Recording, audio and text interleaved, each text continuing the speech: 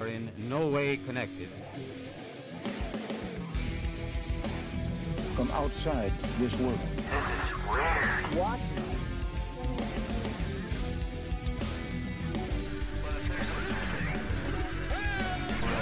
Back in less than a second, right? And that's just a truth. Government has made contact with intelligent extraterrestrials.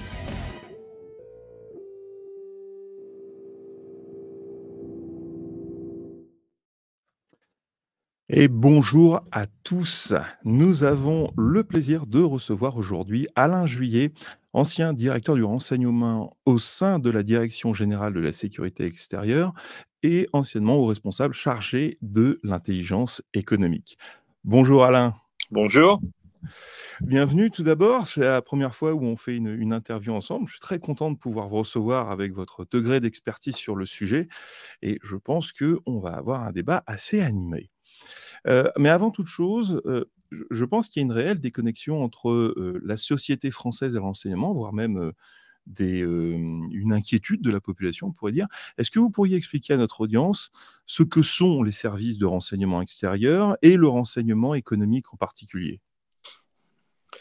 Si vous voulez, le renseignement, c'est quelque chose qui existe depuis toujours, hein. Les premiers hommes, quand ils attaquaient les mammouths, ils ne pouvaient pas les attaquer dans la plaine. Il fallait qu'ils cherchent des endroits où on pouvait attaquer le mammouth sans se faire tuer. Et il y avait les défilés, les petites vallées, et ainsi de suite.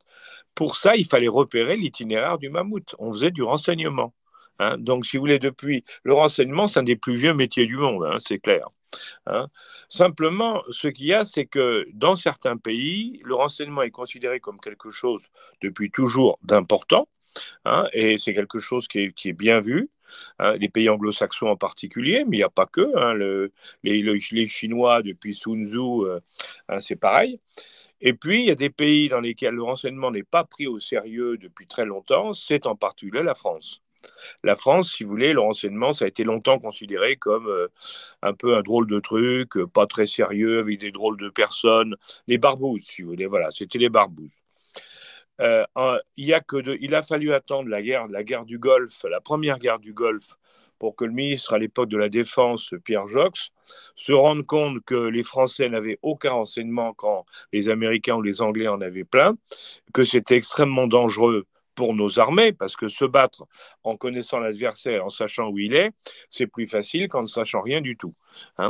Et donc, il a eu décidé de relancer le renseignement en France, et depuis, c'est vrai que le renseignement, peu à peu, les gens se rendent compte que c'est quelque chose d'important. Et alors, il y a eu plus tard, depuis les années 2000, mais progressivement, il y a eu un deuxième volet qui s'est imposé, c'est qu'on s'est aperçu qu'on se faisait prendre des entreprises françaises, on se faisait racheter des entreprises, on perdait des contrats à l'étranger, parce qu'on face à des gens qui n'hésitaient pas à employer tous les moyens pour savoir ce qu'on faisait, ce que nos entreprises faisaient. Et donc, à un moment, on s'est dit, il faut que nous aussi, on fasse du renseignement économique, parce que sinon, on perdra toutes les batailles qu'on va livrer. Puisque dans les batailles actuelles, dans quelque domaine que ce soit, celui qui gagne, c'est celui qui est le mieux informé. Donc, je crois que donc il y a une prise de conscience progressive, mais c'est vrai qu'en France, on part de très loin, si vous voulez. Pour vous donner un exemple, en Angleterre, les meilleurs de Cambridge et d'Oxford, des grandes universités anglaises, les meilleurs partent dans les services de renseignement. Nous, aujourd'hui, à Polytechnique ou à la LNA, ce n'était pas le cas jusqu'à il y a très peu de temps. D'ailleurs, c'est une bonne question. Comment est-ce qu'un candidat pourrait faire acte de candidature pour le renseignement ? Il y a des candidatures officielles. Il y a tous les ans, il y a sur Internet, il y a des dossiers qui sont proposés, des postes qui sont proposés, des concours pour rentrer dans les services de renseignement. Et puis ensuite, il y a aussi dans les grandes écoles, les très grandes écoles, une fois que vous avez fait votre grande école, vous pouvez postuler pour rentrer directement dans les services de renseignement. Donc aujourd'hui, on a des gens de partout qui viennent. Il y a des experts, des spécialistes, des généralistes, des gens des grandes écoles de commerce, des grandes écoles d'ingénieurs aussi, qui viennent parce que maintenant, ils savent que ils vont apprendre un certain nombre de choses et que même s'ils en partent en cours de route, ça peut être très utile pour eux dans leur carrière. Parce que c'est vrai qu'on apprend plein de choses. Mmh. Et il y a toute une liste de postes à profil avec des compétences spécifiques. Pour la peine, je recommande mon audience à aller voir sur place. Absolument. D'où vient cette défiance française de l'administration ou du gouvernement face au renseignement? Parce que ça, pour la peine, je ne le savais pas. Ah ben alors, si vous voulez, ça vient de plusieurs choses d'abord. C'est que quand on utilise un service de renseignement, il fait des opérations à l'extérieur, à l'étranger. Il fait des opérations qui sont des opérations secrètes. Évidemment, on ne va pas dire je vais aller voir ce qu'est en train d'inventer l'autre. Donc, qu'est-ce qui se passe? Si vous allez, par exemple, si vous essayez de faire une opération où vous allez vous mettre ami avec, vous allez par exemple aller avec une guérilla. Je vous donne un exemple. Vous envoyez des agents pour aller contacter des gens qui font une guérilla contre un pays, dans un pays donné. Bon, parce qu'il faut savoir ce qui se passe. Donc, c'est important de connaître la position de l'État, mais il faut aussi connaître la position des opposants. Donc, il faut envoyer des gens qui vont aller chercher cette information. Bon, s'ils se font prendre, évidemment, l'État local va attaquer le gouvernement français en disant c'est un scandale. L'équipe, les maquis ou les terroristes ou ce que vous voudrez qui sont là, dedans, on a trouvé une personne de chez vous. Donc, c'est un scandale, vous les supportez et tout, même si c'est pas vrai, même si c'est simplement pour aller avoir un contact. Bon, ça va faire un scandale. Et le scandale, c'est toujours les politiques qui vont se le ramasser, si je peux dire. Parce que, bien sûr, alors le politique va dire « Ah, mais j'étais pas au courant ». En général, ils vont virer 2 ou 3 personnes pour dire « Vous voyez, je vire les responsables » et comme ça, ils pensent s'en sortir. Mais leur image est entachée. Alors ça, ils n'aiment pas du tout. D'accord. Ils n'aiment pas du tout. C'est ça. Et là, si vous voulez, c'est l'histoire. Il y a une histoire qui est célèbre en France, qui est connue. C'est l'histoire du Rainbow Warrior, par exemple. Quand il y a eu l'histoire du Rainbow Warrior, du bateau de Greenpeace qui a été coulé dans un port de Nouvelle-Zélande, c'est sûr que ça a fait un scandale énorme et ça a fait beaucoup de tort à l'État français à l'époque. Les ministres qui étaient concernés étaient très ennuyés. Et bien sûr, ils juraient qu'ils n'étaient au courant de rien, bien entendu. Ils ont fait partir les responsables des services de renseignement en disant c'est de leur faute, on ne le savait pas. Mais dans la réalité, tout ça, si vous voulez, ça c'est de la manœuvre. Mais dans la réalité, il y avait une opération qui avait été ratée. Ça arrive pas souvent, mais ça peut arriver. Et là, c'est catastrophique. Donc, les gouvernements se méfient à cause de ça. Si vous voulez, ils n'ont pas peur en temps normal. Mais ils se disent, s'il y a un problème, c'est nous qui allons prendre des coups. Donc, ça les freine. Voilà. C'est le moins qu'on puisse dire. Donc, comme vous l'avez mentionné, l'information a toujours fait partie, en fait, des activités humaines. Toujours. Mais depuis l'émergence des réseaux sociaux et la multiplication des canaux de partage d'informations, on assiste réellement à des guerres de propagande qui se déroulent pour influencer les populations. Absolument. Quel est le rôle des services de renseignement dans ce nouveau territoire de conflit, en fait? Si vous voulez, les services de renseignement, ils sont là pour informer l'État, parce que c'est l'État, les services de renseignement travaillent pour l'État.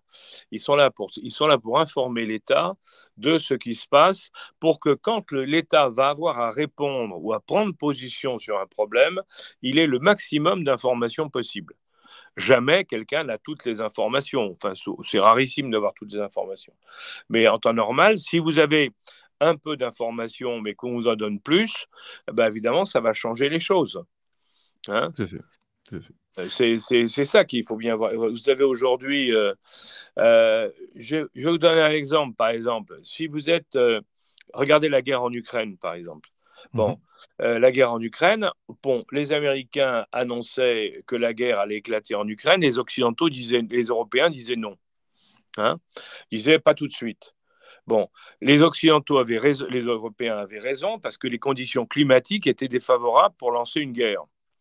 Mais les Américains, on le sait maintenant, avaient un informateur qui était très proche de Poutine. Donc, qu'est-ce qui s'est passé? Donc, ils avaient l'information sur la position de Poutine. Alors que les Européens, eux, ils raisonnaient sur les informations climatiques et autres. Donc, l'un avait une information de plus par rapport aux autres. Tout à fait. Voilà un exemple. Une des raisons de la méfiance de la population vis-à-vis des services de renseignement est la présence du secret, évidemment. Je crois que je vous ai perdu. Oui, attendez, je reviens. Ça va? Ah, c'est bon. Oui, il y a eu un problème. C'est bon. Pour quelle raison une démocratie a besoin de secret? Parce que dans les concepts platoniciens de création de la démocratie, la présence des services de renseignement n'existe pas. Pourquoi est-ce que ce secret est nécessaire à une démocratie dans ses opérations? Laurent, là, il y a des formes de renseignement qui existaient à l'époque, si vous voulez, mais on n'avait pas les moyens actuels. Hein. Regardez par exemple l'histoire du marathon. Hein, le marathon, les gens ne savent pas toujours. Hein. Aujourd'hui, le marathon, c'est une course très populaire.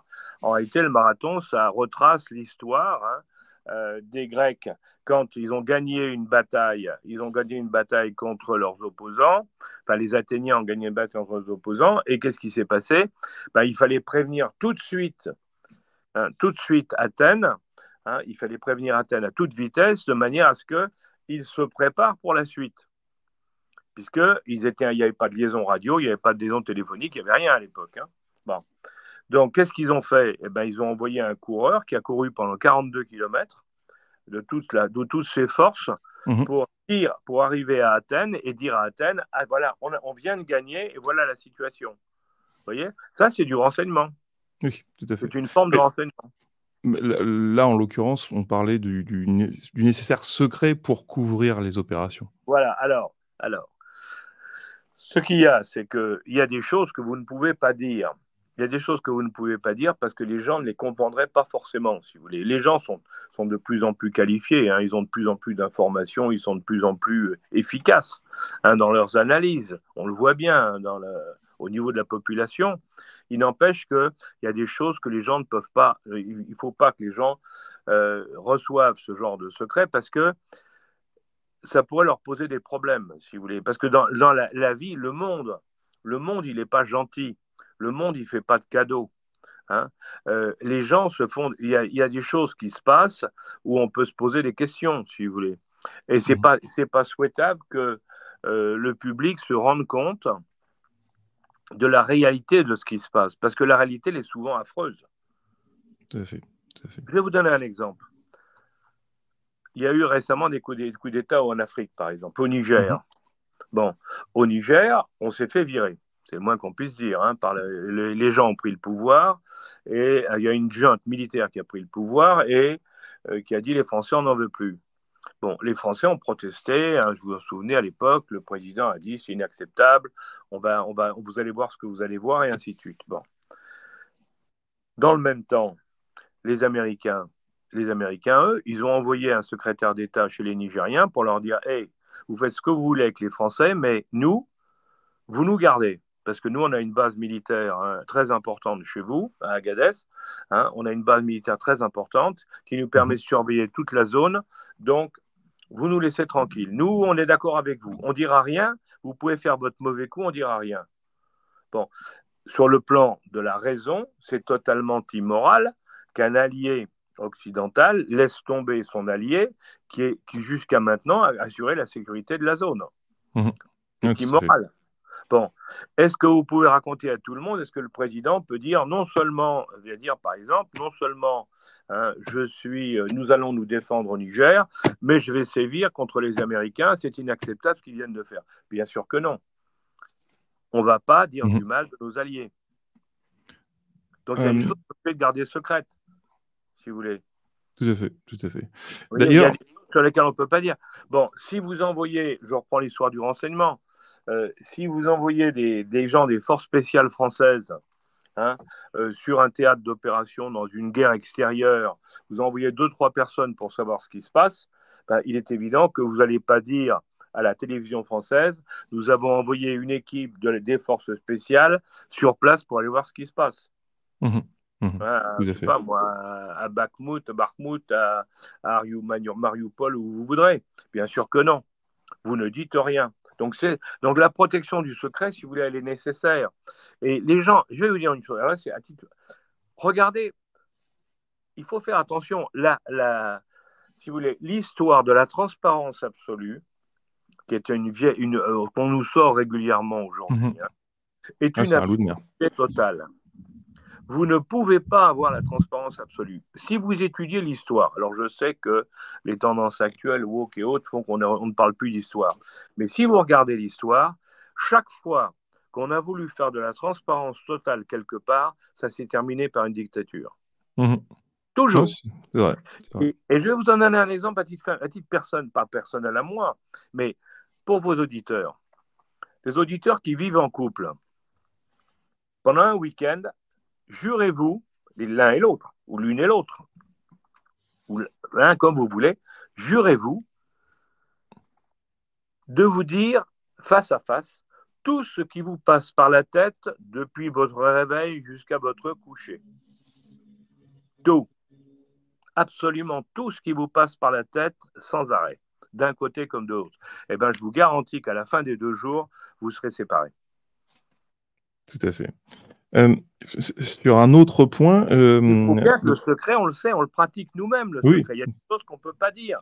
Vous pensez des choses vous-même, vous pensez des choses et puis vous dites non, je ne peux pas les dire parce que ça va choquer en face, c'est inacceptable ou non. Comme je peux le penser encore, mais je ne devrais pas le penser. Mais il y a plein de trucs comme ça. C'est l'individu est comme il est. Hein. Tout à fait. C'est ça, la notion de secret, si vous voulez, c'est la protection de choses. Alors, ça ne veut pas dire qu'il faut exagérer le secret. Hein. Ça ne veut pas dire qu'il faut que tout soit secret. Ce n'est pas ça du tout. Hein. Il y a des choses qu'on est obligé de garder secrètes. Alors, du coup, ça prolonge la question. À quel moment on peut considérer objectivement qu'il y a un excès de secret? Est-ce qu'il y a une échelle qui permet de déterminer là, on commence à dépasser ce qui est normalement couvert par le secret ou est-ce que c'est entièrement subjectif à chaque fois? Non, je pense que c'est pas subjectif. Il y a un moment, alors on peut prendre, selon les spécialistes, hein, selon les experts, ils vous donneraient différents critères. Hein. Il y a chacun avec son expertise va vous donner des critères qui lui correspondent. Mais indiscutablement, on ne peut pas abuser du secret, si vous voulez. On le voit bien. Vous ne pouvez pas dire, on ne peut pas en permanence dire ah ben non, ça on ne peut pas vous en parler, c'est secret, parce qu'à un moment les gens vont dire ça suffit. Donc il y a des choses qu'il faut dire, mais il faut savoir, et ce qu'il y a, c'est les limites. Il faut savoir se fixer des limites, c'est-à-dire de dire, bon, ça je peux en parler, mais là par contre, là je ne peux pas. Ou je ne peux pas en parler aujourd'hui, mais je pourrai en parler dans quelques temps. Ouais, tout à fait. Regardez ce qui se passe actuellement. Là, regardez, c'est très intéressant, l'affaire du 7 octobre en Israël. Bon, il y a une telle émotion, c'est une telle horreur, une telle émotion, un tel ressenti, que vous ne pouvez pas aujourd'hui, techniquement, parler de tout ce qui s'est passé de tous les côtés, hein, le 7. Parce que tout de suite, vous êtes attaqué. Vous êtes considéré immédiatement comme un pro-israélien, un pro-palestinien, un affreux ou un gentil, enfin bref. Hein. Alors que dans 3 ans, dans 5 ans, on pourra à ce moment-là dévoiler, parce qu'il y a des choses qu'on sait, hein, on pourra dévoiler un certain nombre de choses qui éclaireront considérablement ce qui s'est passé. Oui, on a vu des articles passer dans la presse américaine sur le fait qu'il y avait des informations qui étaient connues avant les opérations. Exactement, par exemple. Oui, tout à fait. On sait que les services israéliens d'une part, connaissaient ce qui allait se passer, savaient ce qui allait se passer, et on sait aussi que les Égyptiens les ont prévenus, par exemple, 2 fois. Hein. Ils ont prévenu les Indiens, ils ont prévenu les ministres en disant attention, il va se passer quelque chose ce jour-là, mais, et bien sûr c'est ça, hein, mais les autres n'y ont pas cru. Alors, ils n'y ont pas cru, jusqu'à quel niveau et comment? Alors, on a la preuve qu'ils n'y ont pas cru, c'est qu'il y a eu un camp militaire, 3 camps militaires même, qui ont été attaqués par les Palestiniens, hein, les gars du Hamas. Il y a eu 3 camps militaires, là c'est la guerre. Hein. Et les Israéliens se sont fait massacrer. Donc, ça veut dire qu'ils n'étaient absolument pas préparés. Et une des questions auxquelles il faudra qu'on réponde, c'est comment se fait-il, alors qu'ils avaient été prévenus par le Mossad, ils avaient été prévenus par les Égyptiens, comment se fait-il qu'ils n'étaient pas en alerte, au moins en alerte? Oui, tout à fait. Là, il y a un problème. Vous voyez, voilà, là, on rentre dans des domaines où on ne peut plus parler, compte tenu des passions des uns et des autres, jusqu'au moment où la passion étant retombée, l'émotion étant retombée, on va revenir sur les faits. Parce que le renseignement, il ne faut pas l'oublier, hein, le renseignement, c'est là où c'est le drame aujourd'hui. Le renseignement, c'est quelque chose de factuel. Hein, on n'est pas là pour juger des émotions, on n'est pas là pour dire c'est bien ou c'est mal, surtout pas. Hein. On n'est pas là pour juger, on est là pour recueillir des faits et donner aux décideurs les faits. Et donc, voilà ce qu'il y a. Après, c'est le décideur qui décide, en fonction de la politique, s'il va dans un sens ou s'il va dans un autre. Vous voyez? Mais la responsabilité retombe sur le politique ou sur les services de renseignement ensuite, du coup? Ah justement, alors quand c'est de la stratégie politique, ça retombe sur le politique, hein, mais si l'information est fausse, c'est bel et bien le renseignement qui est responsable. Mmh. Or, pour qu'il donne des informations, il faut qu'elles restent factuelles. S'il se met à interpréter, il est mauvais. Mmh. Mmh. Vous voyez?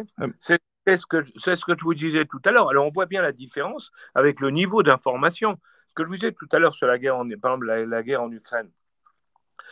Quand les Américains, parce qu'ils ont un informateur près de Poutine, disent « il va attaquer », les Européens qui, eux, ont les informations sur le terrain et autres, mais qui n'ont aucune information directe de l'environnement de Poutine, eux, ce qu'ils voient factuellement, c'est que la technique veut que les militaires ne peuvent pas attaquer dans des conditions pareilles. Mmh. Vous voyez? D'autant plus que ce conflit est aussi instrumentalisé à grande échelle. C'est-à-dire que les États-Unis se servent de l'Ukraine pour affaiblir la Russie, et la Russie se sert du Hamas pour affaiblir Israël, qui affaiblit les États-Unis. Donc on est dans un échiquier beaucoup plus grand que ce qu'on voit. Mais ce que vous dites là, par exemple, c'est de l'analyse, et vous avez raison de la faire, hein, mais le service, lui, doit être factuel. C'est-à-dire qu'il dit, voilà ce qui se passe, voilà les risques en Ukraine, voilà les évaluations, voilà ce qu'on fait, vous voyez. Il ne dit pas, il est en train de faire ci ou ça, non. Ils disent, voilà ce qu'on voit, et voilà la réalité de ce qu'on voit. Après, chacun en fait ce qu'il veut, hein. C'est le politique qui va faire l'analyse des informations? Le politique prend la décision finale. D'accord. Ah oui, d'accord. Ah oui, ils ont beaucoup plus de responsabilités, en fait. D'accord. En renseignement, si vous voulez, l'analyste, il fait une analyse factuelle et il dit voilà ce qu'on voit, voilà la situation. Après, à partir de cette situation, le politique, lui, va dire, ou le général dans l'armée, hein, le stratège, si vous voulez, va dire à partir de ces éléments-là et connaissant les autres éléments que j'ai à ma disposition, je décide de faire ça. D'accord. Il y a une autre chose qui, je pense, n'est pas perçue par la population, c'est à quel point la France, en tant que pays, est, je vais utiliser le terme attaqué par des intérêts rivaux, mais au sens très large du terme, c'est-à-dire en termes d'influence d'opinion, mais aussi en termes de conquête de parts de marché. On voit assez peu, en fait, présenté dans la presse française ce qu'on trouve dans la presse internationale qui raconte comment est-ce qu'il y a des attaques qui se produisent entre les pays pour des conquêtes économiques, puisque vous étiez responsable de haute intelligence économique, mais qui touchent énormément à la géopolitique, puisque ce sont des contrats qui sont appuyés par les États avant tout. Donc, j'ai du mal à comprendre pourquoi en France, ce sujet a l'air absent des médias. Alors, ça vient du fait que les médias, si vous voulez, les médias français, hein, sont effectivement ne sont pas des médias d'investigation. Enfin, la plupart d'entre eux sont des médias idéologiques et ne sont pas des médias d'investigation. C'est ça le problème, si vous voulez.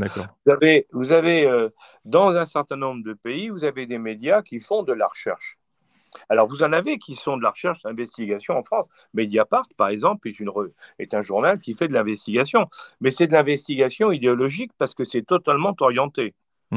Mediapart, c'est un côté. Alors, je ne dis pas que c'est mal fait, hein, mais c'est systématiquement les fautes, si vous voulez, les fautes et les enquêtes sont systématiquement d'un côté, hein, c'est clair. Hein, on va pas parler de tout le monde. Donc, c'est ça la différence. Si vous voulez, aux États-Unis, ou vous allez dans d'autres pays, en Angleterre ou ailleurs, enfin dans les pays démocratiques, hein, bien entendu, hein, vous allez avoir effectivement des gens qui vont vous sortir des choses très intéressantes. Regardez par exemple aux États-Unis sur l'affaire d'Israël, hein, la guerre avec le Hamas. Bon, ils ont sorti des choses que nous, on n'a jamais sorties ici parce que, justement, ça pose des questions. Tout à fait.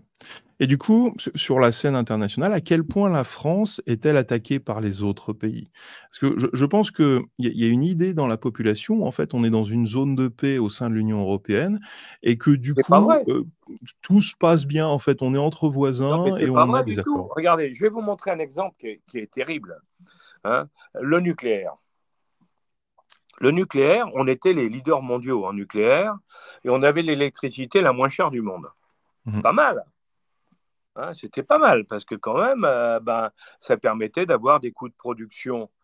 Alors, si on parle technique, hein, quand vous avez un coût de production des énergies qui est moins cher que les autres, la contrepartie, c'est que pour le même prix de vente, vous avez un peu plus de marge pour payer des salaires et ainsi de suite, ou des charges Mmh. sociales, par exemple.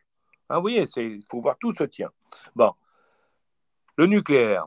Bon, qu'est-ce qu'ont fait les Allemands? Les Allemands, ils n'avaient pas le nucléaire, ils ne voulaient pas en avoir. Donc, le gouvernement allemand a payé 2 instituts allemands d'État, hein, des instituts d'État, sur des grandes organisations d'État, pour financer en France, par des ONG, des campagnes antinucléaires. Ils ont parfaitement réussi, puisque comme vous avez vu, hein, on a dit en France il faut arrêter le nucléaire, qu'on a eu un président qui a dit j'arrête des centrales, on a eu même le président actuel qui, avant de changer d'avis, avait arrêté une centrale, Fessenheim. Hein. On a eu donc pendant 20 ans, on a eu des attaques tout le temps sur le nucléaire. Or, ces attaques, les braves gens, les honnêtes gens, ils pensaient que c'était des gens qui avaient réfléchi, hein, et qui étaient convaincus. Pas du tout. C'est des gens qui étaient payés par l'Allemagne. Alors, dans Tout à fait. ceux qui nous disaient c'est pas bien, dans les ONG, il y avait bien sûr des gens honnêtes qui y croyaient vraiment, mais ce qu'ils ne savaient pas, c'est que l'argent de leur ONG, elle venait des Allemands qui, eux, finançaient pour détruire l'industrie nucléaire française. Et Mmh. pourquoi? C'est pour remplacer l'industrie nucléaire française par des centrales au gaz, parce qu'eux étaient en train, avec les Russes, de monter un piège terrible, qui était de faire venir du gaz sur l'Allemagne par le fameux Nord Stream, et depuis l'Allemagne ensuite d'approvisionner en gaz toute l'Europe. Et bien sûr de toucher des royalties et de faire monter les prix en France, parce que si en s'approvisionnant à des centrales au gaz, ça coûte plus cher que le nucléaire, et donc on foutait en l'air l'industrie française. Vous voyez? Tout à fait. Ça, Tout c'est à fait. une vraie histoire, elle est vraie. On a toutes les Mmh. preuves, c'est prouvé, archi-prouvé. Bon, le moins qu'on puisse dire, c'est qu'on n'a pas beaucoup parlé. Hein. Il n'y a que maintenant qu'on a commencé à en parler, il y a quelques mois, hein, alors que ça fait des années que ça dure. Tout Et à que fait. tout le monde le savait, dans les milieux autorisés, bien entendu. Non, mais je pense que c'est vraiment important que les gens se rendent compte que le seul allié d'un pays, c'est lui-même. C'est-à-dire Ah que, ben, De on Gaulle, on Churchill, De Gaulle, enfin tous l'ont dit, hein, tous les grands hommes d'État qu'on a connus dans les différents pays l'ont dit. Hein, un pays, ça n'a pas d'amis. Hein. tout à On fait. a des ennemis, on a des partenaires de temps en temps, mais on n'a jamais d'amis. Chacun défend ses intérêts. Et c'est normal. Hein. Quand Oui, vous oui, avez une usine votre que vous population. fermez chez vous, c'est du chômage. Mmh. Quand vous récupérez une usine qui est ici et qu'on l'envoie, je sais pas, elle se fait racheter, elle part en Turquie, en Pologne ou aux États-Unis, c'est eux qui gagnent l'emploi et c'est nous qui le perdons. Mmh. Donc c'est Non, une tout guerre. à fait, Hein. tout Nous à fait. sommes en guerre économique. Il faut bien voir aujourd'hui que nous sommes dans une guerre économique. Ce n'est pas uniquement la Chine contre les États-Unis, c'est tous les pays les uns contre les autres. Hein. C'est ça qu'il faut bien voir. Et d'ailleurs, c'était assez amusant puisque l'année dernière, il y a eu un ancien officier, de la CIA qui a commencé à faire la tournée des podcasts américains et le message qu'il répétait à chaque fois qu'il était interviewé, c'est que dans le domaine de l'intelligence économique, la plus grande menace des États-Unis était la France. Et donc j'ai trouvé Oui, ça assez intéressant que la CIA décide de répandre, ce message-là, sur toutes les plateformes privées, puisque, vous étiez du coup à la manœuvre quand, oui. lui-même était en opération. Comment est-ce que vous expliquez que, alors que la les États-Unis ont quand même d'énormes conflits économiques avec la Chine, ils décident de pointer du doigt la France comme étant la principale menace Ah, mais économique? alors, pour les Américains, si vous voulez, c'est très simple. Hein. Il y a un ennemi, il y a deux ennemis. Enfin, il y a l'ennemi républicain des républicains, c'est la Chine. L'ennemi des démocrates, c'est la Russie. Ça, c'est clair. Bon, ça, c'est un premier truc. Mais derrière, ils ont tous les autres pays du monde qui considèrent comme devant être contrôlés par les États-Unis, si vous voulez. Au niveau économique, hein, il y a l'Amérique qui doit s'en sortir, et puis les autres, après, ce sont des vassals, si vous voulez, ce sont des filiales. Hein. Donc ça, c'est très clair. Ils ont une politique, mais affirmée, ils ne s'en gênent pas pour le dire. Hein. Et si vous voulez, c'est ça qui est un peu gênant, c'est que vous avez un pays qui affirme sans aucune honte hein, ce qu'il fait. Moi, les Américains, ils disent on vous écoute, hein, parce que alors je me souviens, il y avait un sénateur américain, on lui avait dit mais enfin c'est scandaleux, vous écoutez vos alliés, hein, vous écoutez vos alliés sur le plan économique. Ils avaient dit oui, parce qu'on est convaincu que vous êtes des corrupteurs, que vous respectez pas les règles, donc c'est normal, on vous écoute. Bon, c'était évidemment un argument fallacieux. La vérité, c'était qu'ils écoutaient tout ce qu'on faisait pour essayer de nous piquer les contrats. Oui, ça Bien avait fait sûr. un scandale à l'époque avec Ben oui, il y a eu plein de Angela scandales Merkel avec les, entre espionnée parenthèses, ça par continue, hein. des Ça continue. installations allemandes sous contrôle des Mais opérations oui. américaines. Oui, Ah, mais tout à fait. ils le font tout le temps, si vous voulez. Quand vous avez eu l'affaire Pegasus, alors on a attaqué le Maroc en particulier, on a dit le Maroc avait... Mais moi, quand je vois des gens qui écoutent les portables des présidents de la République, hein, bon, ben, on sait très bien d'où ça vient. Hein. Oui, Ça vient oui, des tout à très fait. grandes puissances. Ça. Alors, par intermédiaire, parce que là aussi, pour ne pas avouer que c'est eux, ben, ils n'hésitent pas à utiliser des relais Mhm. classiques. Mhm. Tout à fait. Hein.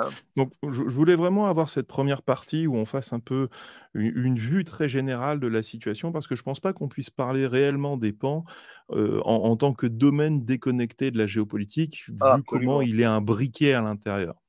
Ah, mais Cependant, aujourd'hui, vous savez, excusez-moi de vous interrompre là, vas-y. il y avait pendant très longtemps, en Europe en particulier, on a parlé d'un écrivain, enfin d'un écrivain, d'un stratège, s'appelait Clausewitz, hein, qui avait dit la politique, la guerre et la continuation de la politique par d'autres moyens.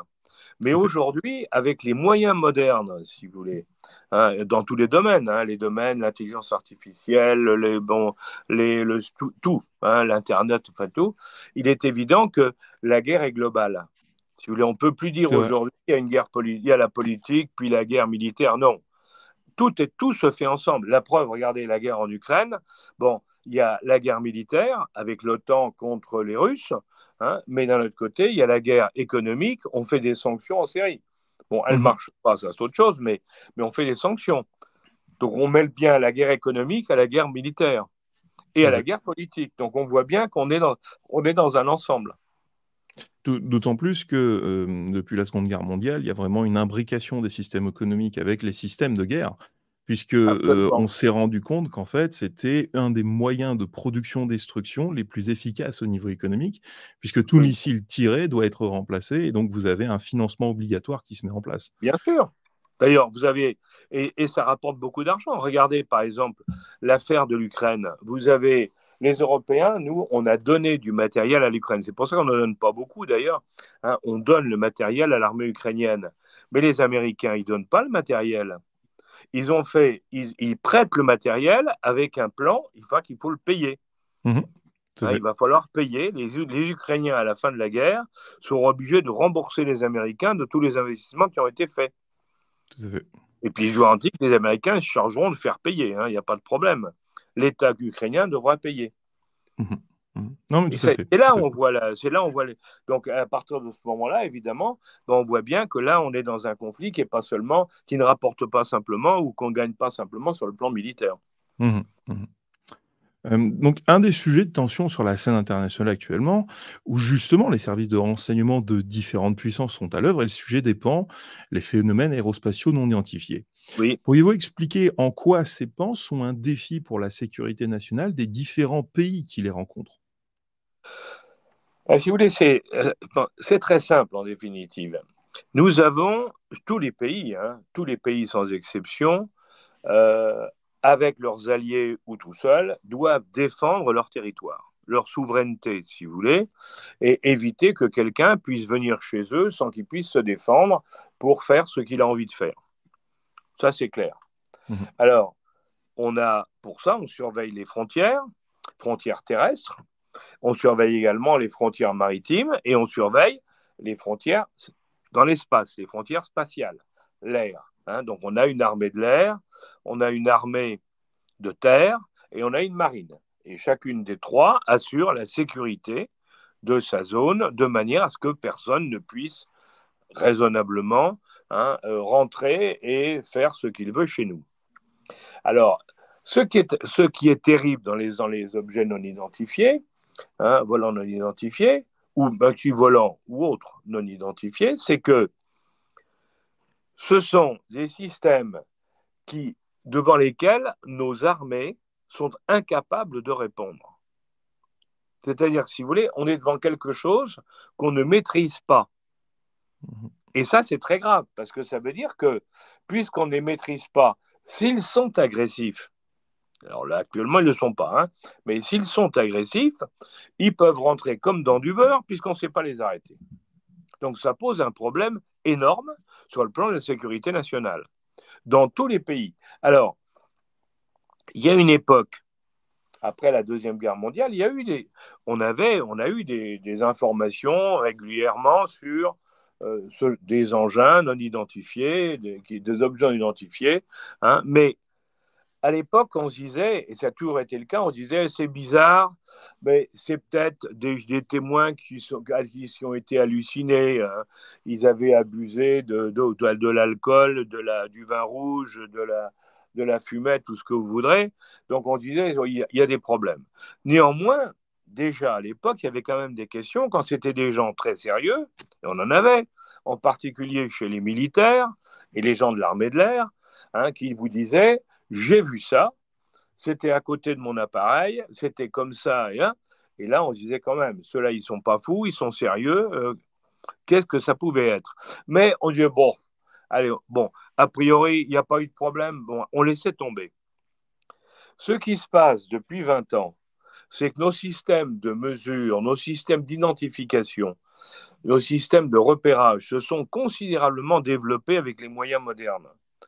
Et on a donc de plus en plus de cas identifiés et vérifiés, c'est surtout ça, d'objets volants non identifiés. C'est-à-dire qu'on a, si vous voulez, aujourd'hui, de plus en plus de cas où on dit oui, il s'est effectivement passé quelque chose et voilà les informations qu'on a pu recueillir dessus.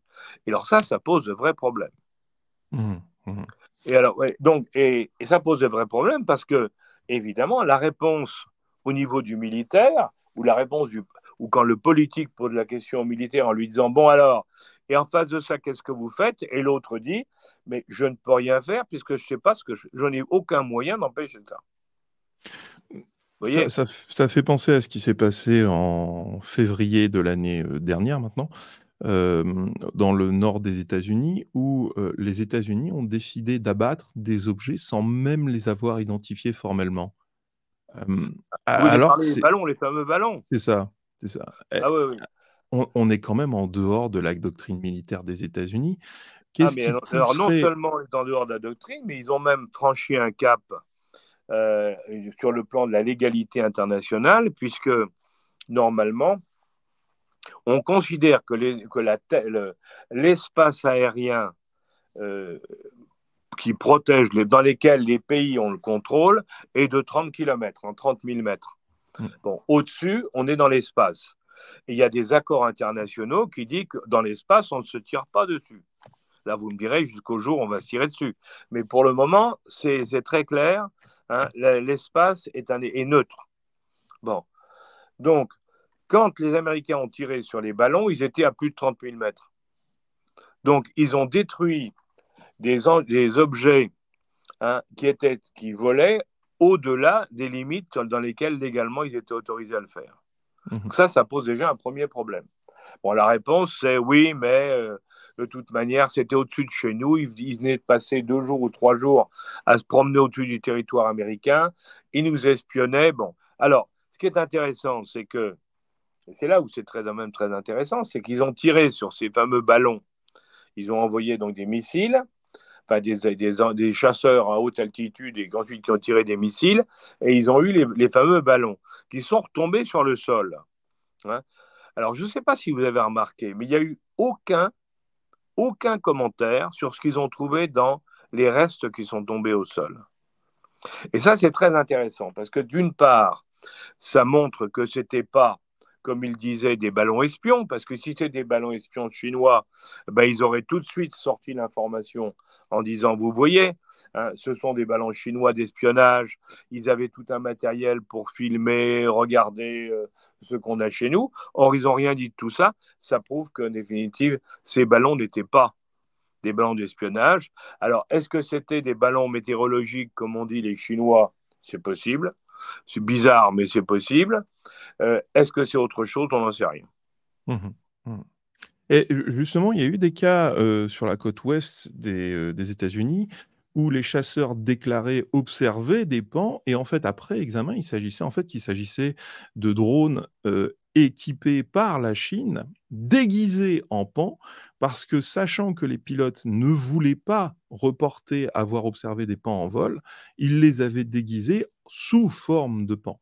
Et on a aussi le cas inverse, c'est-à-dire les États-Unis utilisant des nouveaux prototypes d'hélicoptères furtifs pour mener des opérations en les déguisant en pans pour ne pas être rapportés auprès des autorités militaires des différents pays. Donc on est dans une situation en fait Oui, bah, où les informations sont beaucoup plus confuses que ce qu'on pourrait voir. Ah oui, non, mais c'est bien pour ça que je vous dis. De toute manière, les pays, tous les pays, les grands pays du monde souhaitent évidemment, ont repéré des objets non identifiés, donc les PANC, hein, comme maintenant c'est le terme utilisé là-bas. Bon, ils ont repéré des pans et ils ont mesuré. Alors là, il faut bien faire attention. Là, il y en a un certain nombre d'observations qui ont été faites. On été faites par des systèmes de contrôle, je dirais pas humain, pas visuel, mais automatique, des systèmes de repérage infrarouge, des systèmes de repérage d'ondes, d'émissions d'ondes, et ainsi de suite. Donc, si vous voulez, on a, dans un certain nombre de cas, on a des engins qui sont véritablement, on voit bien qu'ils ont des caractéristiques de vol et des caractéristiques directes, si vous voulez, d'engins qui sont complètement différentes de ce qu'on connaît. Bon, ça, c'est une chose. Après, il y a, bien entendu, puisque les pans, on les repère pas, enfin, on les identifie pas, bien sûr, les petits malins, les grandes puissances se disent, mais après tout, pourquoi nous, on n'utiliserait pas, on camouflerait pas des essais que l'on fait, ou même sans les camoufler d'ailleurs, hein, pourquoi on ne dirait pas que c'est des pans? Quand les Américains ont commencé à lancer, par exemple, à tester leurs fameux chasseurs, hein, qui ne passent sous les radars, je dirais, hein, les chasseurs sportifs, hein, les stealth, bon, il est clair que quand ils ont commencé à faire des essais de ces engins, justement, c'était sur des bases d'essais qui sont en Californie. Bon, eh bien, les autres qui n'étaient pas au courant ont repéré des engins volants qui n'avaient pas la forme d'un avion, puisqu'ils n'avaient plus d'ailes, plus de gouvernail et autres. Hein. Bon, ils n'avaient pas la forme d'un avion, ils se déplaçaient très vite, donc ils ont pu penser et ils ont repéré, ils ont dit, tiens, ces objets volants non identifiés. Seulement, ça, c'est une première étape. Mais quand ils les repèrent et qu'ensuite l'armée de l'air va regarder, faire une étude sur l'engin en question, très vite, ils vont dire, ben non, mais ça, c'est les engins, c'est le centre d'expérimentation de tel endroit qui a fait ça. Donc, ils vont pouvoir décoder, eux. Pour les autres, ça restera des objets volants non identifiés, des pans, mais pour l'Air Force, eux, ils sauront très bien que c'est pas vrai. Hein, mais après tout, si les autres y croient, c'est tant mieux.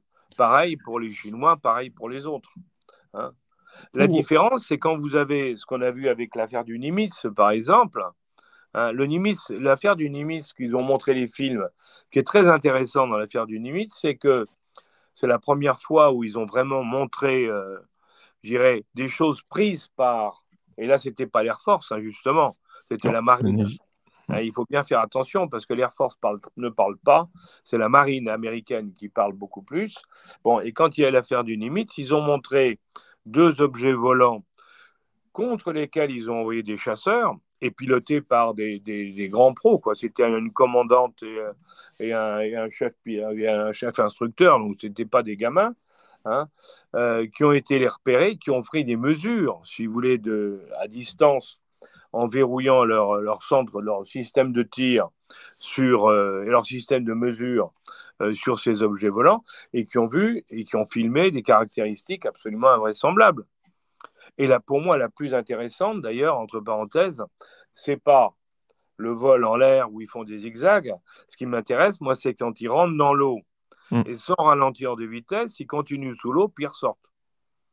Parce que ça nous permet d'ouvrir sur autre chose, c'est-à-dire qu'on parle toujours d'objets volants non identifiés. Or, on a un grand nombre de témoignages sur des objets marins non identifiés, c'est-à-dire des engins qui sont sous l'eau et qui vont à des vitesses absolument incroyables.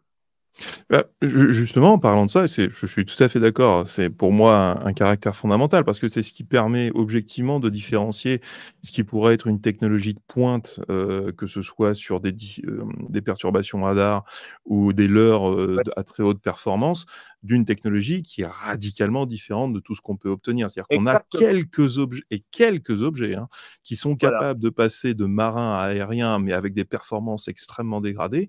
On n'a aucun objet qui soit capable de passer d'un milieu à l'autre sans avoir même de ralentissement. Voilà, exactement. Et, voyez, en plus, vous voyez, si on va un peu plus loin, par exemple, dans les observations qui ont été faites d'engins comme ça, on a remarqué que quand ils sortent de l'eau, il n'y a pas de traces d'eau. Oui. Donc, ça veut dire qu'ils sont avec une bulle, si je peux dire. Hein, et là, ça rappelle un peu... Alors, nous, on fait ça. Les Russes ont une torpille à grande vitesse qui marche comme ça.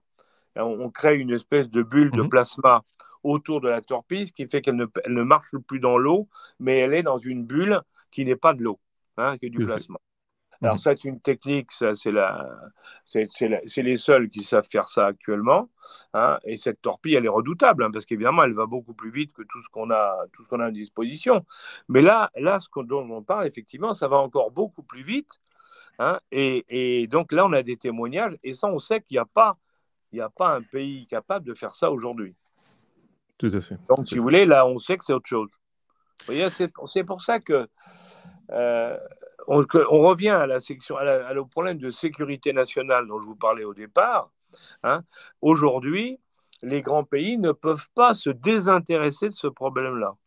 Vous voyez, c'est parce que parce que comme jamais jusqu'à maintenant, hein, il n'y a jamais eu d'agression. Il y a eu une petite histoire un jour, une sombre histoire d'un hélicoptère qui serait fait tirer dessus par un rayon, mais c'est très en Italie, mais c'est très suspect. Hein. Mais en dehors de ça, il n'y a pas d'histoire depuis 1945. Hein. On n'a pas d'histoire d'engins qui auraient tiré de pan, qui auraient détruit quelque chose. Donc pour le moment, ils observent, mais ils ne sont pas agressifs. Bon, on reviendra là-dessus parce que j'ai trouvé quelques cas assez intéressants, mais par rapport au niveau de secret, au niveau différents corps d'armée américains, je ne sais pas si vous avez remarqué, mais autant l'armée de l'air ne parle pas de ce qui se balade dans l'air, autant la marine américaine parle des pans aériens, mais refuse complètement de parler des pans sous-marins. Absolument. Alors qu'on sait qu'ils en ont repéré.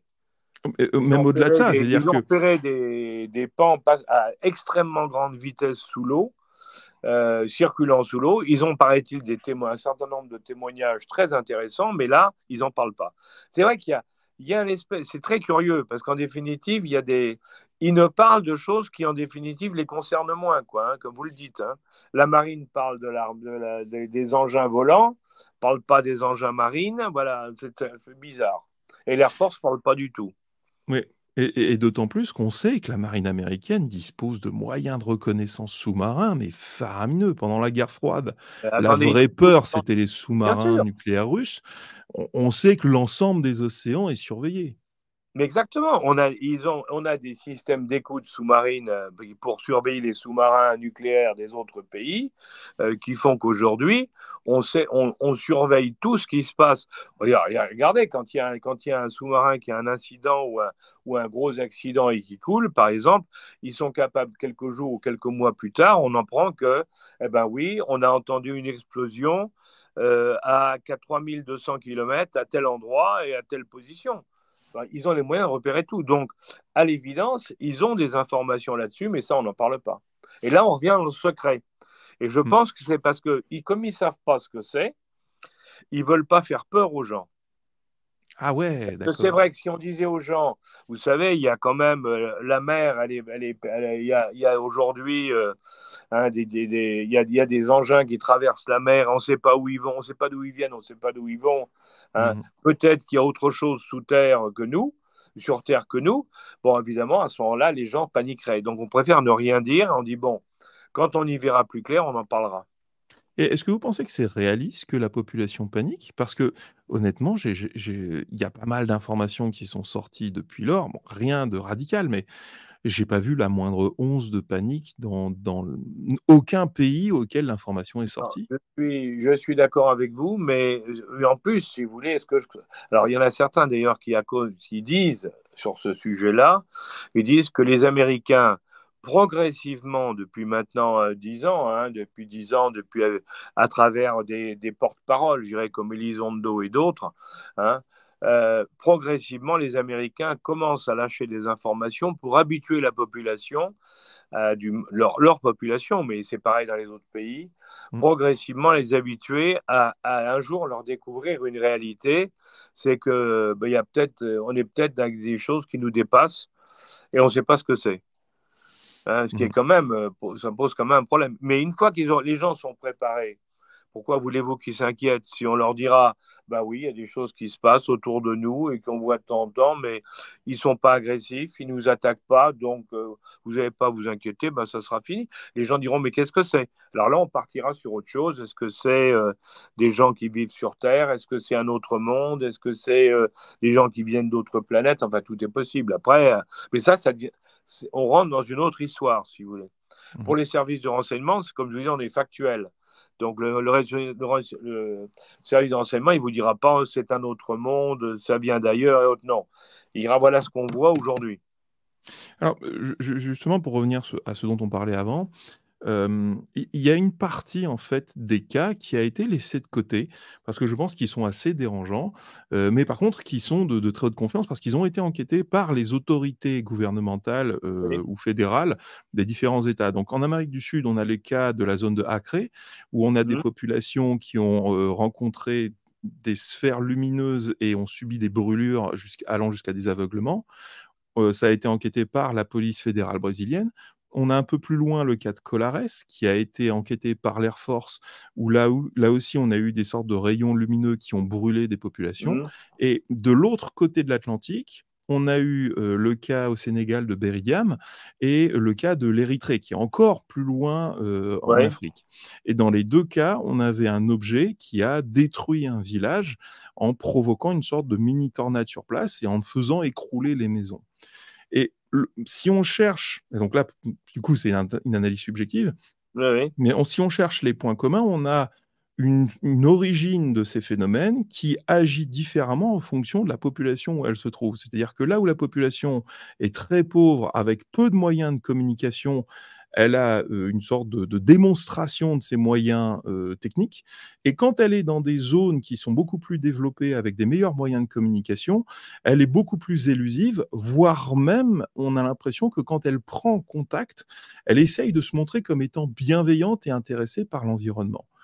Est-ce qu'il y aurait un moyen de considérer ces deux comportements complètement différents à l'intérieur du même schéma? Non, c'est là où on rentre dans, effectivement, c'est là où on rentre, je dirais, dans la difficulté de ce qui se passe aujourd'hui. C'est qu'effectivement, ce que vous mentionnez, ce sont des opérations, enfin, oui, des, des événements qui se sont passés et qui ont été validés par effectivement, les services locaux, hein, dans lesquels. Alors, le problème, c'est la capacité d'analyse, c'est bien ça, il faut bien faire attention, la capacité d'analyse des gens en fonction de leur culture, de leur niveau culturel. Que vous disiez tout à l'heure, les problèmes, les gens très pauvres, quand je dis les gens très pauvres, entendons bien, les gens qui vivent dans des conditions misérables, je dirais, hein, Oui, et oui, qui c'est n'ont le pas, désert d'un côté et la plus c'est ça, profonde jungle de l'autre. et qui n'ont pas bénéficié, les malheureux, hein, ils n'ont pas eu la chance d'avoir de la formation, des écoles et autres. Donc ils vivent ils vivent misérablement, ils mangent pas à leur faim, fait dans des conditions épouvantables. Bon, c'est sûr que ces gens-là qui n'ont aucune formation et autres, eh ben, ils prennent facilement un phénomène, ils peuvent amplifier un phénomène parce que justement ils sont incapables de le comprendre. Alors qu'aujourd'hui, si vous voyez, je prends en France par exemple, bon, quelqu'un voit dans le ciel quelque chose qui émet des lumières, qui se déplace très vite et autres, bon, les gens ne sont pas choqués. Ils vont dire d'abord, tiens, c'est un avion, après c'est un satellite, ah ben non, ça ne correspond pas à un avion satellite. Et si c'était un ovni, un pan, bon, ça ne les choque plus, si vous voulez. Mais parce que nous, on en parle, la preuve, vous faites des émissions là-dessus. Donc, les gens ont une connaissance technique que n'ont pas les autres. Et moi, je crois que ça joue, si vous voulez. Je me souviens, vous savez, les papous, il y a très longtemps de ça, hein, c'était les ethnologues français avaient fait je me souviens, oh là là, il y a 40 ans, 40, 50 ans, ils avaient été en Papouasie, ils avaient découvert qu'il y avait une population qui ne connaissait absolument pas la civilisation, bien entendu. Ils avaient vu passer des avions, et pour eux, l'avion, c'était devenu Dieu, la représentation de Dieu. Hein, oui. Et ils adoraient l'avion. C'était une population primitive qui adorait l'avion. Et alors, il y avait, au milieu de la tribu, il y avait la reproduction d'un avion que vous avez vu dans le ciel, et tout le monde disait, c'est Dieu. Donc, on a vu, c'est bon. Hein, c'était leur Christ à eux, en définitive. Hein. Bon, alors, évidemment, ces gens-là, eh ben, si vous voyez quelqu'un qui descend de l'avion, ou si l'avion se met à faire quelque chose, ou qui brille au soleil parce que là, il y a la réverbération du soleil sur l'avion et que quand on regarde le soleil, on se brûle les yeux. Il y a plein de choses, si vous voulez. Enfin, je ne suis pas en train d'excuser, hein, mais je veux dire par là qu'il faut faire très attention. Je crois que les témoignages, vous savez, c'est quelque chose, même quand on les valide d'une certaine manière. Bon, il y a eu quelque chose, c'est certain, dans toutes ces affaires-là, il n'y a pas de doute. Il faut faire attention sur la réalité de tout ce qui a été dit là-dessus. Justement, la fiabilité du témoignage, si vous voulez. Hein, on sait depuis le comité... On sait depuis le comité de Church aux États-Unis que le niveau d'éthique des services de renseignement et des services armés américains est quand même relativement bas, étant donné qu'ils ont fait des expérimentations sur leur propre population, mais que depuis le comité de Church, ils ne peuvent plus expérimenter sur leur propre population. Par contre, ça ne les exonère pas de pouvoir expérimenter sur d'autres. Est-ce que vous pensez qu'il y a certains de ces caractères qui pourraient être expliqués par des expérimentations de plateforme? C'est pour ça que je suis méfiant. Moi, quand je vous dis, moi, je suis très méfiant, c'est parce que je vais vous raconter une histoire. Moi, je me souviens, mais il y a longtemps, quand il y a eu les premiers hélicoptères français, hein, surtout en France, hein, je parle. Bon, quand il y avait des vols de nuit d'hélicoptères pour les forces spéciales et autres, qu'est-ce que voyaient les gens qui étaient tranquillement dans leur maison, à la campagne, dans la ruralité et autres? Ils voyaient un bruit assourdissant, bom, bom, bom, les pales de l'hélicoptère. Ils voyaient une flamme, c'était la flamme de la tuyère. Hein, c'était la nuit. Ça arrivait, ça paraissait arriver triste, ça ralentissait, ça se posait par terre. Ça, c'était le temps que les gars soient débarqués de l'hélicoptère. Hop, ça repartait et ça réaccélérait. Mais je vous garantis qu'à l'époque, pour les gens, c'était des soucoupes volantes. Imposé de force spéciale dans un champ, dans la campagne, c'était je viens de vous décrire une soucoupe volante. Vous voyez? Alors, c'est qu'effectivement, et vous avez raison, si certains pays ont des engins, ils travaillent sur des engins, par exemple, avec des lasers. Hein. Le laser, c'est un faisceau lumineux, mais qui peut détruire un certain nombre de choses. Il y a des lasers de combat, hein. Oui, bon, les lasers de combat, si vous dites, tiens, je vais en mettre sur un hélicoptère et puis je vais tester l'hélicoptère dans une zone, évidemment, je ne peux pas le faire chez moi, hein, je vais le tester, je vais aller détruire un village dans un coin perdu du monde, ce sont des malheureux, personne n'en saura rien. C'est horrible sur le plan moral, mais c'est classique et c'est fait. Il n'y a pas de problème. Hein. C'est certain que ça a déjà été fait par certains pays qui n'ont pas beaucoup de regard avec la morale. Non, mais je pense que c'est important qu'il y ait l'ensemble du spectre des causes possibles Voilà, qui donc je soit voulais présenté à savoir, je l'audience. suis très méfiant. Bon, moi, alors, je ne dis pas qu'il ne se passe rien dans ces pays misérables, hein. Je dis, c'est que moi, j'ai tendance, sur le plan factuel, hein, moi, ce qui m'intéresse, c'est quand c'est des témoignages et des mesures dans des pays qu'on peut considérer comme dont les gens sont suffisamment éduqués pour être crédibles. Vous voyez ce que Mhm. je veux dire? Mhm. Parce que je ne Et, dis pas que les autres ne le sont pas, mais là, on a moins de doutes. Il y a moins de doutes dans l'analyse que l'on peut faire. et, Quand un pilote de l'Air Force ou un astronaute vous dit, moi, j'ai vu quelque chose, bon, ben, moi, quand un astronaute, qui est un type super entraîné, hein, vous dit, moi, j'ai vu quelque chose et c'était vraiment bizarre et tout, bon, et qu'en plus, on découvre après que, bon, ben, on lui a dit, t'en parles pas, ben là, je me pose des questions, vous voyez. et à l'intérieur de ces programmes à très faible niveau d'éthique que les États-Unis avaient, un des programmes considère, ce qu'on appelait les MILAB, les enlèvements par, des forces militaires, essayait de trouver quelle était la limite de résistance psychologique d'un individu qu'on enlevait. Est-ce que vous pensez que ce type de programme et ce type d'expérimentation pourrait expliquer ce que certaines perçoivent comme étant des enlèvements par, des intelligences non humaines? Non, là, enfin, j'en sais rien. Alors, honnêtement, je ne peux pas vous répondre, j'en sais rien. Ça marche. Euh, je pense que, non, d'autant plus que si vous voulez, les expériences, ce genre d'expériences de privation sensorielle, de privation de beaucoup de choses, euh, ça a été fait, si vous voulez, indiscutablement, il y a eu des expériences là-dessus. C'est pas ce qu'il y a de plus beau dans la recherche, hein, c'est le moins qu'on puisse dire. Bon, euh, bon, mais je crois malheureusement, je pense que ça a été plus souvent fait sur des prisonniers que sur, ça a été fait plus souvent sur des prisonniers qu'autre chose. Mmh. Je pense par exemple que Guantanamo, par exemple, a été on n'en a pas beaucoup parlé, mais c'était un lieu, pour ce genre d'expérimentation, ça a été un lieu très intéressant. Il n'y a Mmh. pas eu à Guantanamo que des tortures, si vous voulez, physiques. Mmh. Non, tout à fait, tout à fait. De mémoire, on a un témoin, qui a pu, décrire par dessin les différentes expériences qu'il faisait justement et non, c'était très psychologique surtout. Oui, voilà, Hem, c'est vrai, parce que c'est vrai que quand on arrive à briser quelqu'un sur le plan psychologique, bon ben ça évite d'avoir recours à d'autres méthodes. mmh. Ouais, tout à Donc fait. c'est clair, hein. En Maintenant, il y a eu des expériences là-dessus. De même, vous le citiez tout à l'heure, bon, la CIA avait fait des expériences aux États-Unis, ça avait fait un scandale, hein, avec l'utilisation du LSD et d'autres drogues hallucinogènes.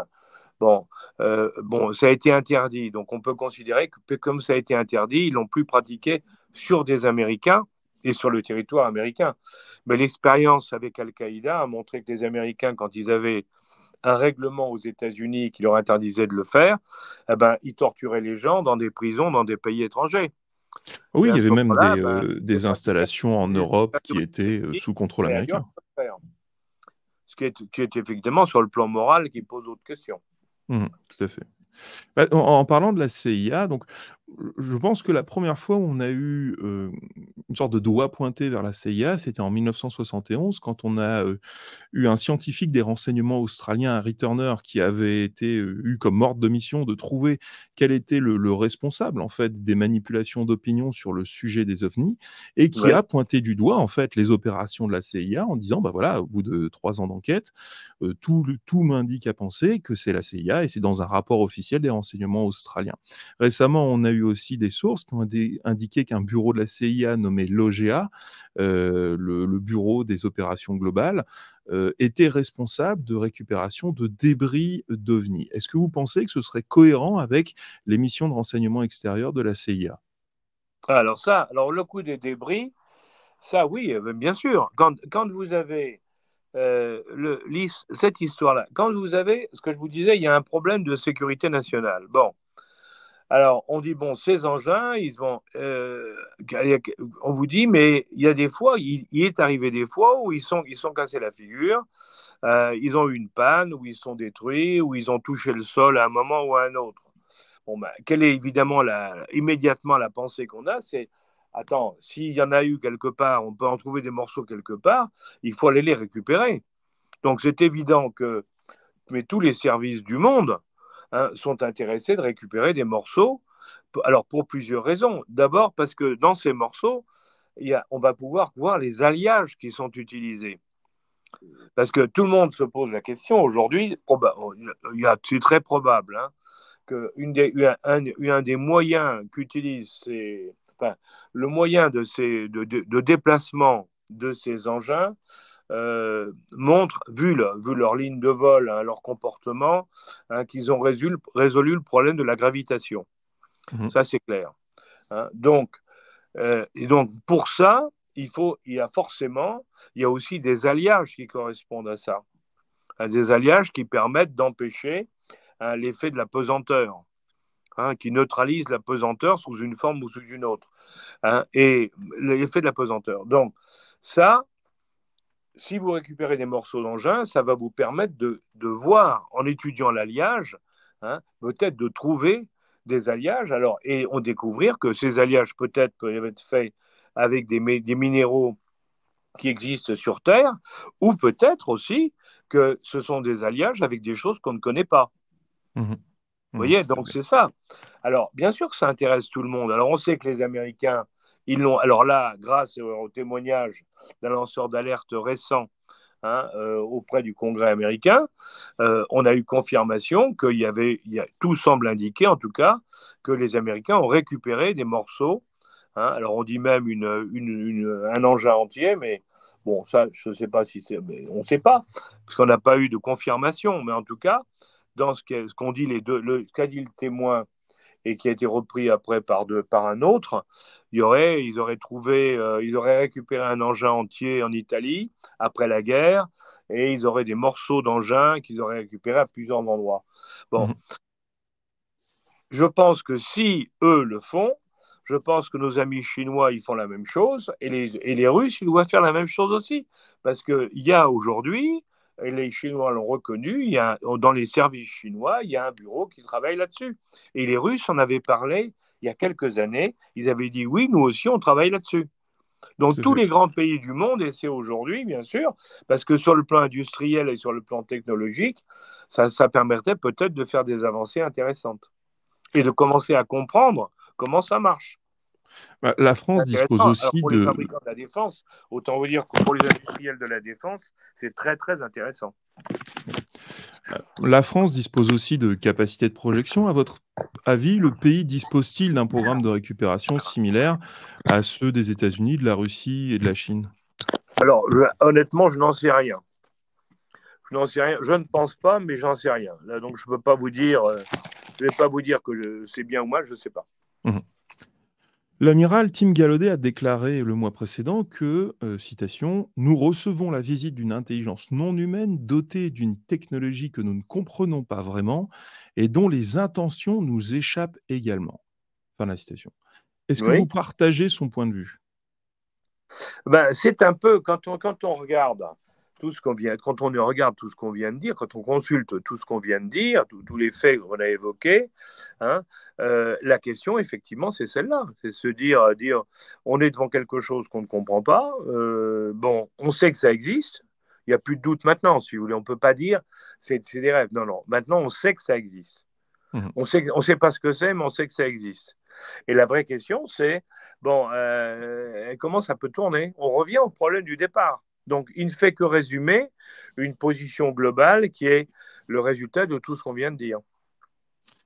Récemment, l'ancien secrétaire à la Défense Miller a déclaré qu'un de ses plus grands regrets a été de ne pas avoir demandé à être briefé sur le sujet quand il était en poste, insistant sur le fait qu'il n'a pas été automatiquement briefé sur ce sujet.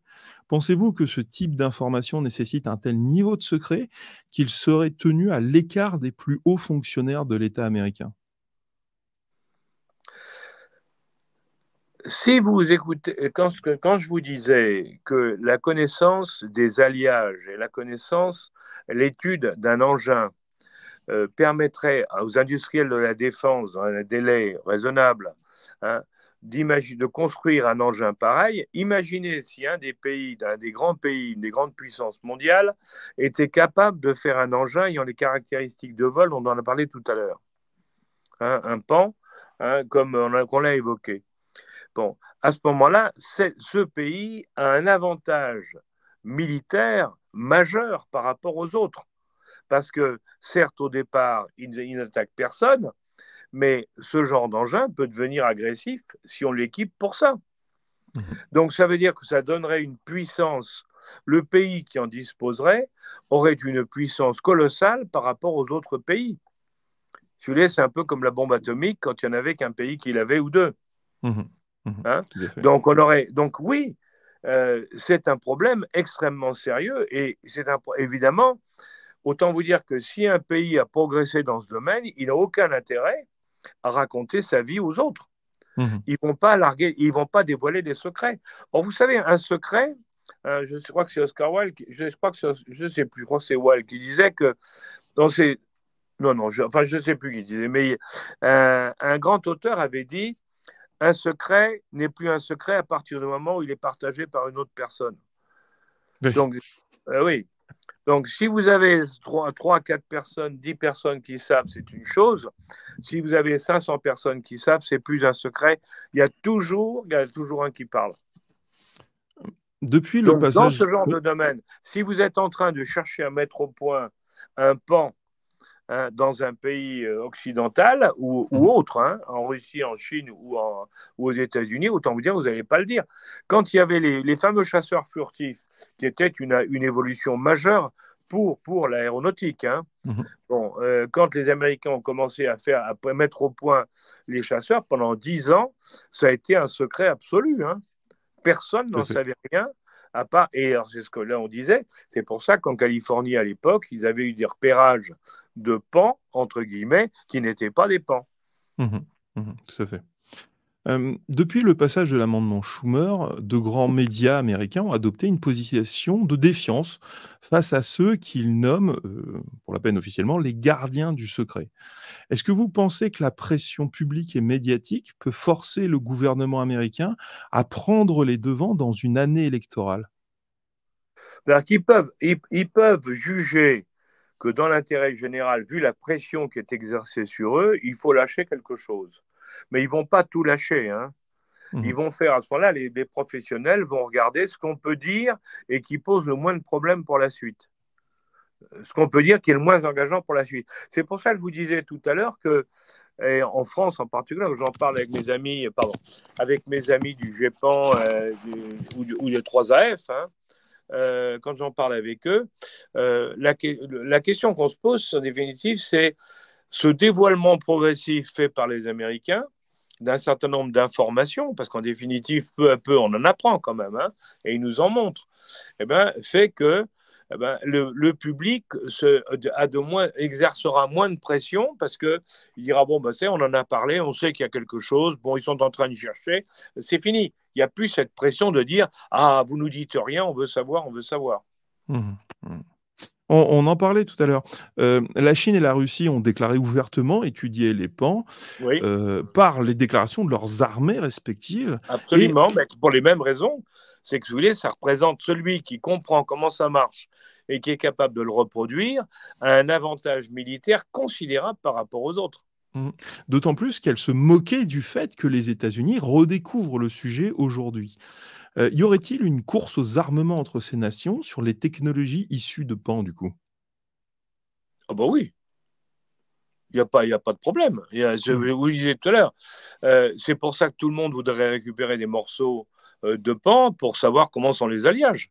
Il est évident que et autre chose, hein, et les moyens parce que si on en récupère un entier, on peut avoir une connaissance beaucoup plus approfondie de beaucoup de choses. Si on arrive à comprendre comment ça marche, bien entendu. Hein. Il y a aujourd'hui, tous les pays ont intérêt aujourd'hui à faire ça. Vous savez, regarde, là, il faut bien voir sur le plan de la défense. Sur le plan de la défense, aujourd'hui, tous les grands pays, ce qu'ils essaient, c'est de chercher une arme de rupture. L'arme de rupture, c'est celle que les autres ne savent pas arrêter. Hein. Aujourd'hui, on a les missiles hypersoniques russes, par exemple, hein, bon, qui ont été mis au point, ou les torpilles, je vous le disais tout à l'heure, hein, les torpilles à grande vitesse, elles ont été mises au point par les Russes grâce à des techniques qui étaient révolutionnaires, hein, ce qu'on appelle, nous, la MHD. Hein. Bon, voilà. Et donc ils ont travaillé là-dessus, hein, et ils y sont arrivés. Et il faut bien reconnaître d'ailleurs que quand on les voit aujourd'hui, les Européens et les Américains sont à la traîne. Donc là-dessus, on a en face de nous une arme qu'on ne sait pas arrêter. Autant vous dire que ça joue. Hein. Moi, je peux vous dire qu'aujourd'hui, chez les militaires américains, ça joue parce qu'ils savent très bien. Hein, personne n'a envie de rire aux États-Unis face à un missile hypersonique qui peut arriver sur un porte-avions américain et le couler. Tout à fait. Eh oui. Alors, donc, justement... si vous voulez, alors, quand on vous dit on est capable d'arrêter tout, on a les systèmes de défense et machin, peut-être. Mais quand vous avez en face de vous un engin que personne ne sait arrêter, ben, c'est un peu la panique, si vous voulez. Or, il est évident qu'un pan, si on était capable de construire un pan aujourd'hui, le pays serait capable de le faire, aurait du côté de la défense un avantage terrible, puisque ça annihile tout ce qui est moyen aérien. Vous vous rendez compte ? Donc, les centaines d'avions de chasse que peuvent avoir les grands pays, de bombardiers d'avions de chasse, ne servent plus à rien. C'est colossal, si vous voulez. C'est une révolution. C'est pour ça que tout le monde évidemment, regarde, hein, et essaie de comprendre. Alors, justement, nous sommes dans un environnement géopolitiquement très chargé, avec de nombreux conflits, de nombreux acteurs qui, en plus, sont en plein réarmement. Dans ce contexte, la méprise entre un pan et un appareil adverse violant un espace aérien ne présente-t-elle pas un risque grave d'escalade ? Ouais, mais là, je pense que si vous voulez, les pans sont équipés visiblement, hein, les pans par les mesures qui ont été faites et par certains témoignages là, de pilotes, visiblement les pans savent se tenir à distance. Il n'y a pas de risque, si vous voulez, de contact. Il y a pas, à mon avis, hein, il n'y a aucun risque de ce côté-là. D'accord, ça marche. C'est parce qu'en 1973, de mémoire, il y avait eu un accord bilatéral entre la Russie et les États-Unis pour justement se tenir au courant des mouvements de pan, pour éviter justement ce problème d'ouvrir le feu sur un objet inconnu. Est-ce que ce type d'accord existe entre les différentes armées, même en zone de conflit, pour empêcher qu'il y ait des escalades ? Honnêtement, là, je ne sais pas. Je ne peux pas vous répondre, j'en sais rien. Par contre, ce qu'on peut dire là-dessus, oui, je ne sais pas du tout s'il y a des accords et quel type d'accord il peut y avoir. Ce qui est sûr, c'est que les pans intéressent tout le monde. Hein. Alors, quand il y avait, après, à partir de 90, 92, après la fin de la guerre froide, il y a eu plein d'accords passés entre les Russes et les Américains, hein, parce qu'à l'époque, tout le monde s'entendait bien. Tout le monde pensait qu'on rentrait dans un monde à pacifier. Donc, tout le monde s'entendait bien. Aujourd'hui, avec les tensions qui existent entre les Chinois, les Américains et les Russes, je crois difficile qu'on puisse passer des accords pour dire, bon, on s'entendra entre nous. D'accord. Récemment, l'année dernière, l'armée de l'air française a organisé une conférence sur justement les objets à haute altitude, et un mois avant qu'il y ait des objets à haute altitude qui se baladent dans le ciel américain, et où il faisait le constat que c'était un environnement qui était très peu surveillé, avec peu de moyens de contre qui étaient présents. Oui. Est-ce que vous pensez que ça va être les développements des systèmes d'armes et de défense qu'on va avoir dans les prochaines années, étant donné qu'on voit même toutes les grandes puissances de la planète qui commencent à faire une course vers, sinon la haute altitude, le domaine spatial? D'abord, il y a une chose qu'il faut bien regarder, c'est que ça pose un problème. Aujourd'hui, les grandes puissances, toutes les grandes puissances, y compris la France, hein, nous avons des systèmes de repérage qui permettent de suivre tous les satellites, tous les lancements, tous les satellites, et on les surveille, je dirais, pas au centimètre près, mais à la centaine de mètres, au kilomètre près. Hein. Et on le voit aujourd'hui, par exemple, quand on s'aperçoit qu'un satellite qui est en l'air, un satellite chinois, russe ou autre, se rapproche d'un satellite français. Vous vous souvenez, Madame Parly s'en était émue il y a quelque temps, pour aller lui piquer ces informations. Et récemment, j'ai vu un satellite chinois et un satellite américain qui avaient eu les mêmes problèmes. Donc, on surveille tout ce qu'il y a dans l'espace. Aujourd'hui, tous les morceaux qu'il y a dans l'espace, on le sait. D'ailleurs, la preuve, c'est que on fait la station spatiale orbitale internationale, on l'a fait évoluer dans certains moments parce qu'elle va passer dans des morceaux, dans des débris, dans des zones de débris, et ça pourrait l'abîmer. Donc, on sait, on a une précision de la connaissance de ce qui se passe en l'air extraordinaire au niveau de l'espace. Voilà. Ce qui pose d'ailleurs un problème, c'est que dans ces conditions-là, comment se fait-il qu'on ne repère pas des engins, des pans qui pourraient passer par là? Alors, on a eu engin, hein? On a eu le directeur du renseignement national américain John Ratcliffe qui a déclaré que les États-Unis disposaient de vidéos satellitaires prises depuis ces engins. Comment expliquer qu'on ne diffuse pas ces images-là, alors que si ce sont des engins qui sont réellement anormaux, ce ne sont pas des plateformes étrangères, et tout le monde sait que les Américains disposent de ressources d'espionnage en orbite. Oui, mais c'est ça le problème, si vous voulez. C'est que pour le moment, personne n'a parlé, personne n'a montré. Alors, Ratcliffe en a parlé un petit peu, mais personne n'a montré des images ou informé de mesures qui avaient été prises de pans au niveau spatial. Et pourtant, il doit y en avoir. Forcément, il y en a, puisque on l'envoie au sol, on l'envoie en altitude. Il n'y a pas de raison qu'on n'envoie pas dans l'espace. Donc là-dessus, c'est encore un autre problème sur lequel on a encore beaucoup à dire. Mais pour le moment, personne n'en parle. Non, bon, on a le même constat. Alain Juillet, merci beaucoup pour cette interview. Merci d'avoir consacré votre temps. On sait qu'il est très précieux. Vraiment, ça a été un réel plaisir. Est-ce que vous auriez un livre ou un documentaire à recommander aux gens qui s'intéresseraient au sujet, mais aussi à la géopolitique en général, c'est-à-dire vraiment le sujet à très grande échelle, où vous pensez que ce serait vraiment important que chaque personne ait accès à cette information-là et que vous voudriez recommander? Écoutez, moi, d'abord, sur les ovnis, sur les pans, les ovnis, bon, il y a plein de livres qui sont sortis. Il y a le livre récent de mon ami Luc Dini, là, qui vient de sortir un livre sur. Pardon? Et que l'on salue, c'est un ami aussi de Voilà. Et Luc a sorti un livre très récemment qui est très intéressant parce qu'il fait le point justement sur ce qu'il a peu les derniers développements. Donc moi, je conseille ce livre de Luc Dini parce que pour moi, c'est un livre qui fait le point. Et comme c'est un ingénieur, c'est quelqu'un de très sérieux, si vous voulez. En plus, c'est le patron de la commission de 3AF qui est chargé de ces problèmes-là. Il a été au Japon, il connaît tout ça par cœur. Pour moi, c'est un grand spécialiste. Et il a fait un excellent livre et qui est, je pense, pourquoi je dis c'est celui-là qu'il faut lire, c'est parce qu'il est très froid, si vous voulez. Moi, qui suis un homme du renseignement d'origine, je pense qu'il faut rester très factuel. Il faut éviter, parce qu'on part très facilement dans les dérives, dans tous les sens, et il faut faire très attention. Donc, ce livre me paraît excellent. Sur le plan géopolitique, je pense que c'est très difficile aujourd'hui de trouver un bon livre. Je suis désolé pour les grands experts en géopolitique, pour qui j'ai le plus grand respect, mais c'est très difficile aujourd'hui parce que tout est en train de changer. En définitive, on est dans un monde qui est complètement bouleversé.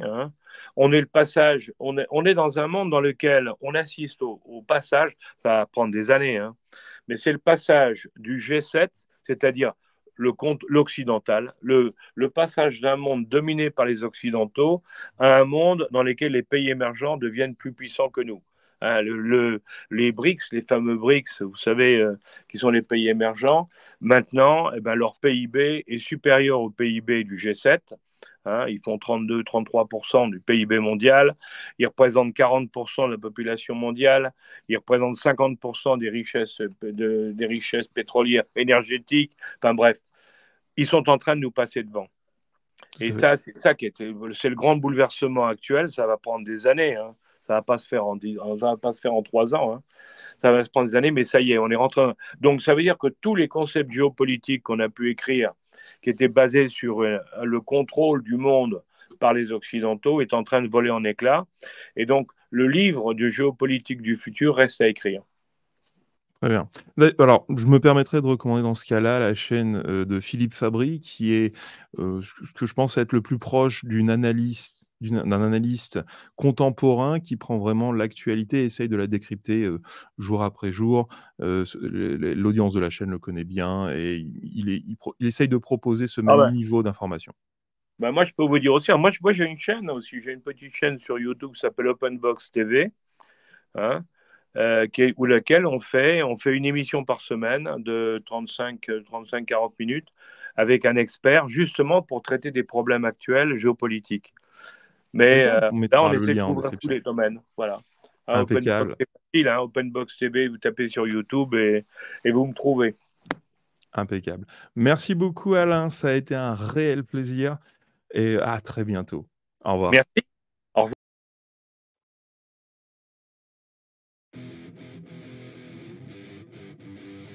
Are in no way connected.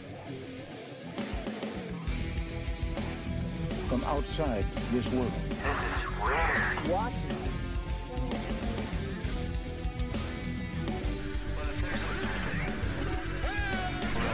Back in less than a second, right? And that's just the truth. Government has made contact with intelligent extraterrestrials.